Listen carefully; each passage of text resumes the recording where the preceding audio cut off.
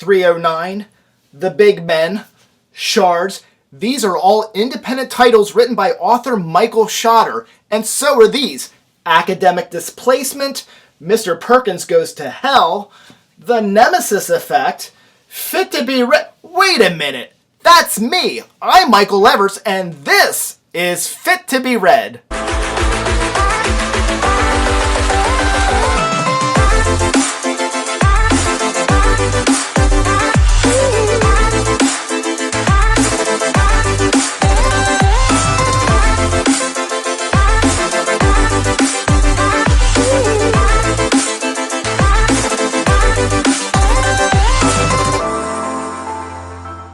The Nemesis Effect is a 2021 release by independent and self-published author Michael Schotter.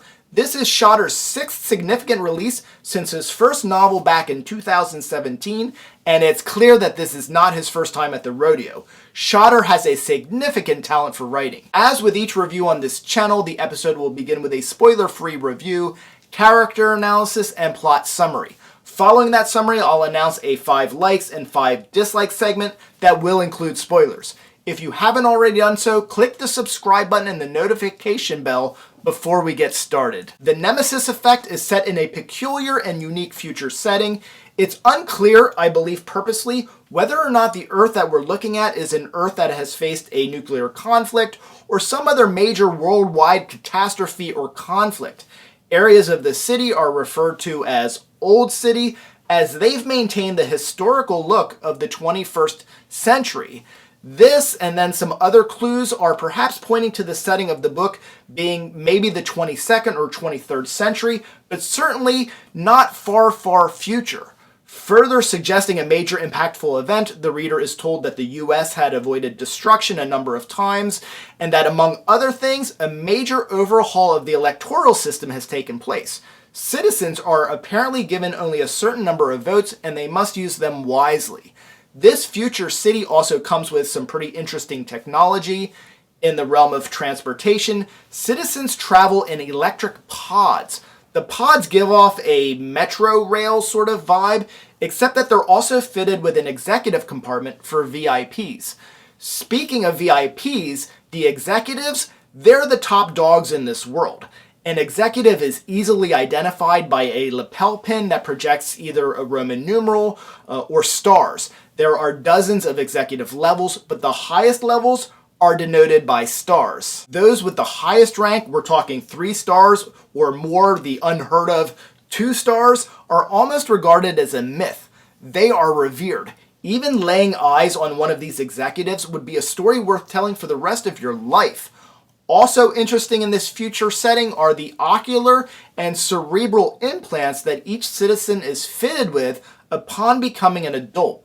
Think Google Maps, the Weather Channel, CNN, Siri, Alexa, layered over your normal vision. Any data one might need could be accessed instantaneously. The main character in the story is Tom Hallett, an archivist.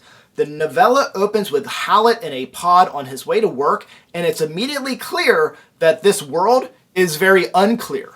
How Tom thinks about others in the pod, and how everyone in the pod seems to regard one another, cultivates this ambiance. The mood is unsettling and intriguing. There is nothing obviously wrong with the people or the way that they are acting. People are polite, they're quiet, and perhaps too pleasant. Everything is just a little bit off.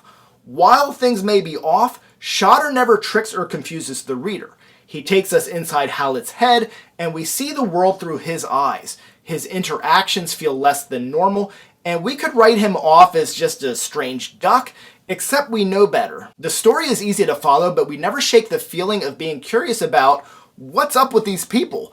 The strongest effect of Schotter's writing is his ability to make us accept this world and to compel us with furrowed brows to keep reading one more page to see if the next page will let us in on why people are the way that they are. This can go one of a few ways. It could end up going off the rails and tank the story. It could lead to a big, exciting reveal, or it could just remain a constant mood throughout the story. Fortunately, it never goes off the rails, and Schotter craftily nurtures this pleasant in a weird way mood through Hallett's thoughts, dialogue, and other interactions. Tom Hallett, through a chance encounter in his pod, is thrust into the middle of a world-threatening phenomenon. The phenomenon, known as the Nemesis Effect, is the focus of the most elite and brilliant minds recruited to try and save the world, while the rest of the world lives their pleasant, well-managed, ordered, technologically improved lives. The elites and executives work tirelessly to find a solution to combat the Nemesis Effect. This fit-to-be-read novella delivers intrigue, suspense, a few surprises, technology, space travel, and space anomalies. Like Clark's rendezvous with Rama, this story is more about the journey than the destination. The Nemesis Effect is not a knock-your-socks-off, mind-blowing read. It is a basic plot, written and executed very well. The book offers a resolution to the main plot, but certainly leaves the reader wanting more and curious for more answers in this universe.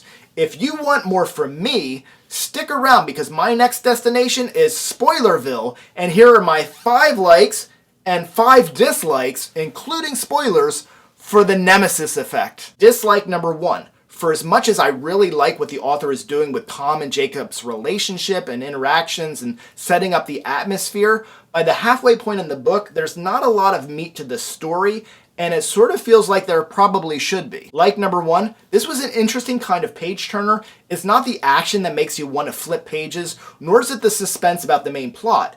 There's such a current or sense of needing clues about the world that we're looking at, that I've got to keep flipping pages to find out what the deal is with this world and these people. The author has got me by the Like number 2, there's such a mysterious feel right off the bat where I want to figure out what the hell is going on in this place and the hierarchy, etc. Oddly, the author makes it also interesting and puts us in Hallett's shoes so well that we're eager, but we're not in a rush. I'm able to be patient because it's like I'm at the beginning of a video game and I'm just really enjoying seeing what the landscapes are, the setup, everything that the artistic team has put together. I'm happy to explore a bit, knowing that there are some fireworks to come. Like number 3, Shotter knows what he's doing. He's got this. I'm not as smart as the author when it comes to my concerns about whether we're going to get a reveal or a payoff regarding the strange, polite, happy character interactions. It's either a brilliant setup to create a creepy tone, or it's not. While I felt like when reading the book that it would be a huge fail if it just turned out to be a quirky element of this world and not a setup for anything, I also had the sense, like I said, the author knows what he's doing. I liked the unusual dialogue and the unsettling chumminess and being unsure what kind of society that we're looking at. Oddly, it didn't really deliver the resolution that I was looking for at the end, but I know the dialogue was intentional and not just an inability to write dialogue. I just haven't figured out what the intention was. Dislike number 2, the robot reveal isn't a huge surprise and the solution is an underwhelming climax. In fairness, because it wasn't a surprise to me, doesn't mean it won't be a huge shocking surprise to somebody else. Dislike number 3, as much as I feel the unusual dialogue and interactions stoked the flames of interest to find out what's up with this weird world and this system and society, it never gets answered. I do feel that it's by design, but there's a small part of me that's left wondering, is it just odd because it's odd? Dislike number 4, at times the enthusiastic interactions between Tom and Jacob and even others gets a bit too much, and it's almost overboard with Tom being like he's everybody's good little boy that they're all so excited for. Dislike number 5, I'm pretty okay with the plot and resolution being second fiddle to wanting to find out why everyone is so awkwardly pleasant. I would have liked more context around the Nemesis Effect. Shotter was efficient with his descriptions, and he doesn't waste words, but the story would have been more well-served if the anomaly had gotten a little bit more page time. I noted Rama as a vibe that I felt with this story, but where the comparison does not track is that Rama had more moments of wonder and wondrous descriptions. In Nemesis, the 2 engineers firing off the nanite guns to protect the hibernation pods is a very cool and visual event, and the story would have been better served if we'd been given a few more moments like that. Like number 4, I love nanites. I love sci-fi that has nanites. They're easy to write wrong, I'm sure, but this book uses them really well. One of the appearances I really liked was the green nanite mist in the medical bay for group therapy. Like number 5, A feature of the writing that I like is the attention to detail to Tom's inner thoughts or his emotional states, while still being economical with the length of the text. Small bits like when he meets Sophia and she asks if he has trouble sleeping and she adds, "If so, welcome to the club." And then we get in the text, "The archivist nodded, her admission undoubtedly making him feel a bit more comfortable doing so." In that particular moment, it's just exactly with no bells or whistles or extra words. It feels how that moment should be, and it's a natural place for his mind to start, adding to how relatable the character already is to us.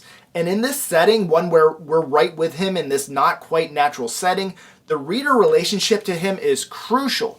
It was clear right away that this is a talented writer.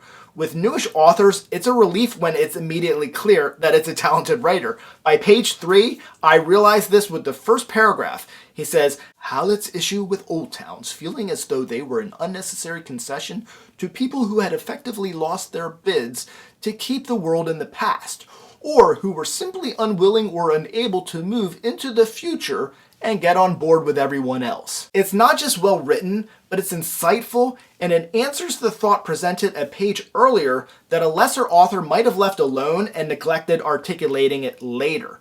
The Nemesis Effect is an entertaining, engaging, and polished, fit-to-be-read novella. The author, Michael Schotter, delivers a world slightly different, slightly more future, and slightly more advanced than our own. He introduces characters we can't completely relate to and takes us with them on their journey to the stars.